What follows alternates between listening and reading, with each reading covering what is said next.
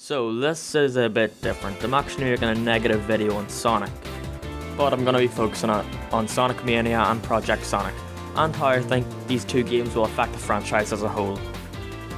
So before I start, let's just go back to the 25th anniversary livestream, just so you know how I feel about this game, and how I felt at the time. Since I live in the UK, although the stream was on very early in the morning, I think it was maybe around 5 o'clock, I was half asleep staring at the train wreck that was the stream with all the buzzing and audio cutting out. So Sonic Mania kinda just came out of nowhere since it was in the middle of it. But the trailer started and my first thought was, oh shit, this looks like that one fan game, what's it called? I was just uninterested, and it was exactly what I expected. With all the classic Sonic they were showing over social media, I just knew we would get another classic Sonic game. It's just not what I wanted. I knew if SEGA made a new classic Sonic game that it wouldn't live up to Sonic 3 and Knuckles, and even though Headcanon and Christian Whitehead are on board, I still don't think it will be as good as 3 and Knuckles. I'll get into reasons why though later. Quickly though, let's just talk about Project Sonic 2017. So I was already a little disappointed whenever I seen Sonic Mania. So when I seen the start of the trailer, I was very excited. A Sonic adventure, not Sonic Adventure, just a Sonic adventure, that looks like it has a darkish plot. But then this line came up, and I remember thinking, they better not, they wouldn't do enough. Damn it, they did it again. I mean, what if it was Tails or Knuckles that smashed that rock? That would have gotten me excited. But no, it's classic Sonic. Again. It just shows me that SEGA are still afraid to try new things, and they think that they have to put classic Sonic on something to make it sell well. And sometimes not even that's the case. For example, Sonic Mania's level ratio will be in favour of reimagined stages, showing that not even having classic Sonic is enough, but also that they have to reuse stage aesthetics. And I know it's an anniversary game, and it's like what they did with Generations, but what about 06 and Adventure 2? They were anniversary games and they did their own thing. Like it or not, but Sonic has been living off nostalgia since 2010. Generations had an excuse to celebrate the 20th anniversary, but even though that game was amazing, many people agreed that it was the one time that they could get away with doing something like that. But it just kept coming. We had Sonic 4 Episode 1 and 2, which didn't have any original levels, just old ones with a different name. Then after Generations we had Lost World, which reused classic enemies and stage motifs and other things like Sonic Runners. So it really saddened me to see that they're still pandering to their audience.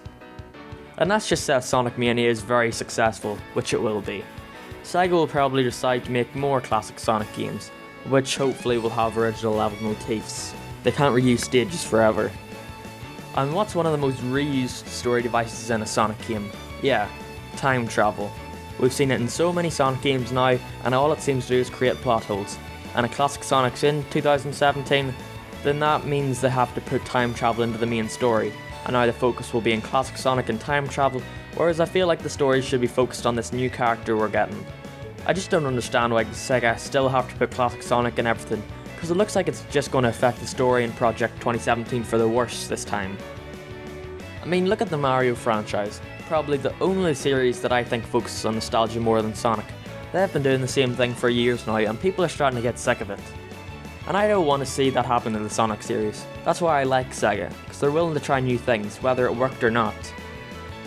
And we all know how SEGA loves their yearly Sonic releases, and look at all the times the games have suffered, with the most recent example being Sonic Boom Rise of Lyric, which suffered tremendously from the rushed development, and SEGA actually learned from their mistakes for once and delayed its sequel, Fire and Ice, which actually turned out to be a great game from that. So I'm hoping if they do decide to make more classic Sonic games, that it doesn't become a yearly thing, maybe every 2 or 3 years. I could definitely see them maybe releasing a classic Sonic game one year and a modern game the next. But it isn't as good if classic Sonic appears in both games, it just doesn't have the same effect. Just let Sonic have his games and then have classic Sonic in his own. You don't have to mix them both together. Like, how would people feel if they started making modern Sonic into the classic Sonic games? It's basically the same thing. Seeing classic Sonic again really just doesn't have the same punch as it did 6 years ago, because of how much we're seeing him nowadays.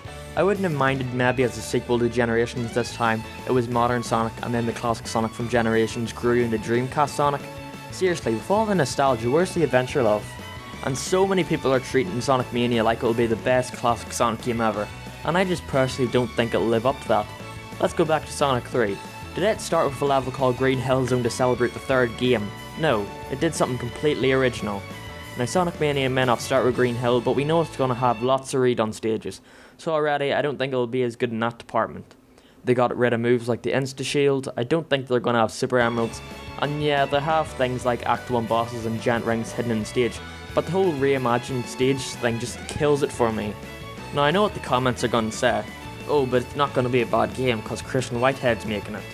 I'm not saying it's going to be a bad game, I believe without a doubt it will be an amazing game, same with 2017, but I know that when I'm playing it I'll just be thinking how good it would be if they had original zones.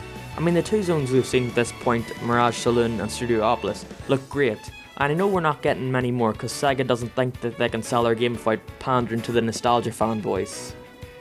But I was just really disappointed, and sure, I'm sure these two games will play just fine, but it's everything that will result from this that worries me, and it saddens me to see that SEGA's starting to go down the same route as Nintendo.